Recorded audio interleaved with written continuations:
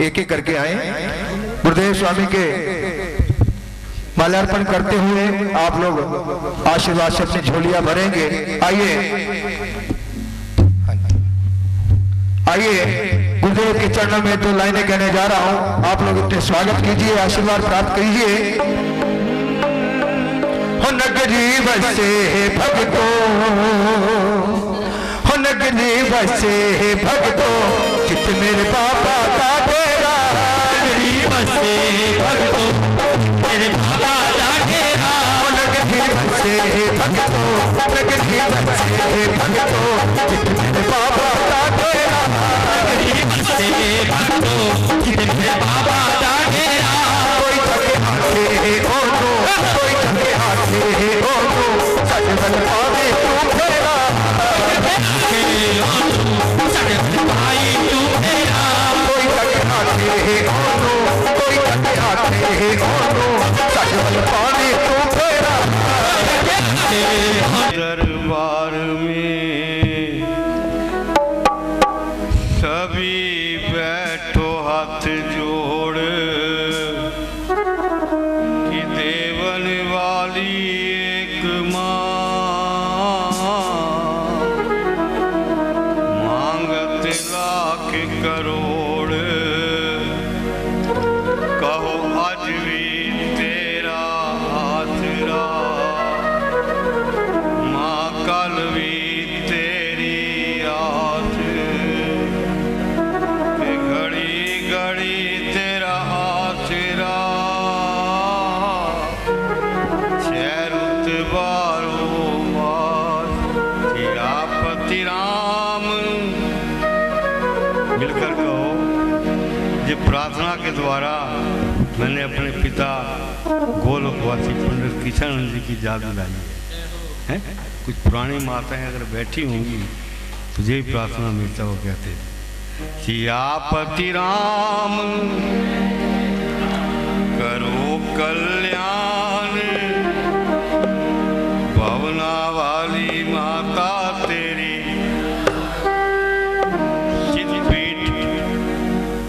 नागेश्वर देव महादेव गद्दी के संचालक निराला स्वामी लहरी बाबा जी, आई हुई सारी संगत दूर दूर से इतनी ठंड के अंदर, जो साल में मौनी अमावस का जो भंडारा जो रास्ता वो स्वामी कृष्णानंद जी महाराज आप पर हमको दिखा कर गए, उन्हीं कोई नित्य नियम के साथ लहरी बाबा जी नियम को चला रहे हैं और बढ़ा भी रहे हैं। प्रातःकाल आप लोगों ने श्रद्धांजलि सभा के अंदर पंडित जी के बारे में बहुत कुछ सुना। अब समय नहीं है कि उनकी बातों का मैं आपसे वर्णन करूं, महाराज जी को भी आपने सुना है। सिर्फ 2-4 मिनट का भाव मेरे मन में आया कि श्रद्धेय पंडित जी महाराज जी ने धर्म के प्रति जो जोत जलाई थी, जब देश हमारा गुलाम था तब आज़ादी के प्रति उन्होंने जोत जलाई। कम लोगों को पता होगा 2 साल पंडित जी ने जेल में कैद भी काटी थी। लाहौर के अंदर उन्होंने भगत सिंह की घोड़ी गाई थी मास्टर नत्था सिंह के साथ। उन्होंने घोड़ी में अवश्य गाऊंगा। भगत सिंह ने जिस समय फांसी पर चढ़े थे तो कैद हुई उस समय। तो आओ सिर्फ 2-4 बात आपसे आज्ञा लेकर महाराज जी की मैं अवश्य कहूँगा, क्योंकि जगराती के क्योंकि हिंदू धर्म के अंदर महाराज जी ने पता नहीं कितने कितने किस्सों के द्वारा अपनी कविता के अंदर ढालकर हमको और आप सबको ज्ञान का मार्ग दिखाया। एक कविता, एक जो इतिहास था उनको बड़े चाव से वो गाते भी थे और बाद में वो खुद ना गाकर मुझसे सुना करते थे। वो आज की याद काफ़ी मेरे मन के अंदर मेरे दिल में आज भी है। बात सिर्फ 2-4 मिनट की है, ध्यान से सुनना। जिस समय हिंदू धर्म के अंदर वीर हकीकत राय सियालकोट के अंदर पढ़ने के लिए माँ बाप ने भेजा तो उस समय मुसलमान लोग पढ़ते थे। आधी छुट्टी के समय मुसलमानी लड़कों ने कहा कि हकीकत हमारे साथ आकर खेलो। हकीकत ने मना कर दिया। हकीकत ने कहा भाई तुम्हारा मन खेलने में है खेलो, मेरा पढ़ने में है, मैं पढ़ रहा हूँ। बात ही बात के अंदर उन लोगों ने हकीकत राय को दुर्गा भवानी के प्रति कुछ बुरे शब्द कहे। हकीकत ने कोई शब्द नहीं कहा बुरा, उसने केवल मात्र यही कहा था कि जो शब्द आप मेरी दुर्गा भवानी के प्रति दुहरा रहे हैं, अगर यही शब्द मैं आपकी रसूल जादी बीबी फातिमा के प्रति दुहरा दूं तो आपको कितना दुख लगेगा। बात बड़ी छोटी थी, वो बड़ी बन गई। मुल्ला से फैसला नहीं सुलझाया गया जो स्कूल के अंदर उस समय पढ़ाते थे काजी। लाहौर के अंदर काजी सुलेमान की कचहरी के अंदर उस फैसले को भेज दिया गया। काजी सुलेमान ने फैसला देखा और कहने लगा, बोल गुस्ताख हिंदू लड़के तुमने क्या किया है।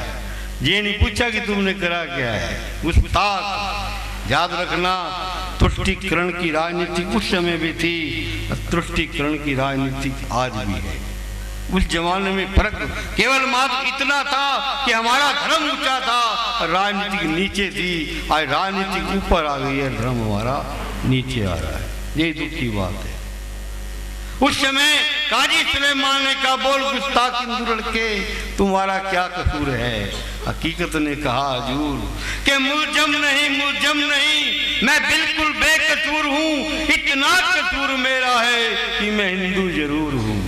होता है इस कसूर के बदले कर लो मेरा सर कलम, देर मत कीजिए करो किस्सा अभी खत्म, कराने के लिए इंसाफ हम इस दरबार में आए हैं, सारे महजम छोड़ के मिजाजे यार में आए।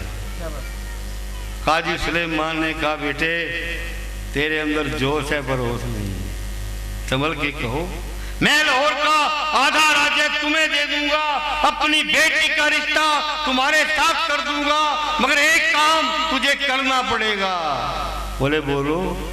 बोले तुम्हें हिंदू धर्म को छोड़कर मुसलमान धर्म अपनाना होगा, करना कुछ नहीं। अरे राम नहीं कहेगा, रहीम कहेगा, मंदिर नहीं जाएगा, मस्जिद में जाएगा, केवल एक चोटी और एक जनेऊ तुझे काटना पड़ेगा और तेरे शरीर के अंदर कोई भी परिवर्तन नहीं होने वाला।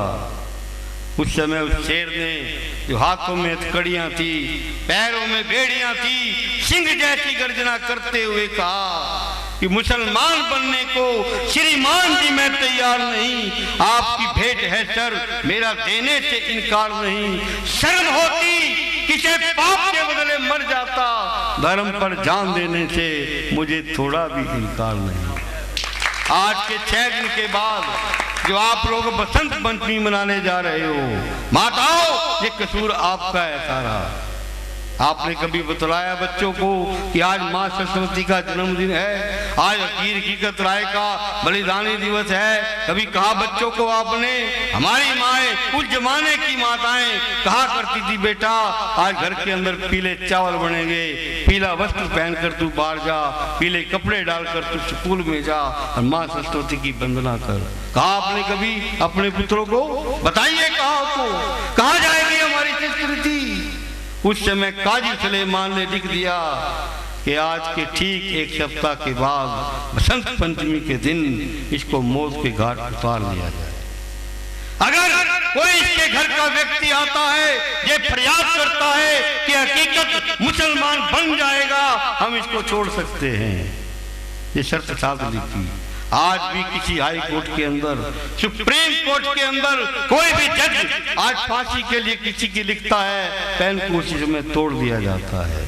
पेन तोड़ दिया, फैसला लिख दिया। जिस समय सप्ताह के बाद वो माँ आई तो इतिहास तो देखिए पंडित जी ने बहुत ही लिखा है, तो मैं ज़्यादा ना कुछ कहता हुआ महाराज जी का इशारा भी अवश्य कहूँगा कि जिस समय मरना मारने के लिए उसको ले आए, उस समय गरजते हुए वीर ने कहा कि मत डराओ जालिमो, आत्मा अमर है मेरी, कुछ नहीं बिगाड़ सकती ये तीखी तलवार तेरी।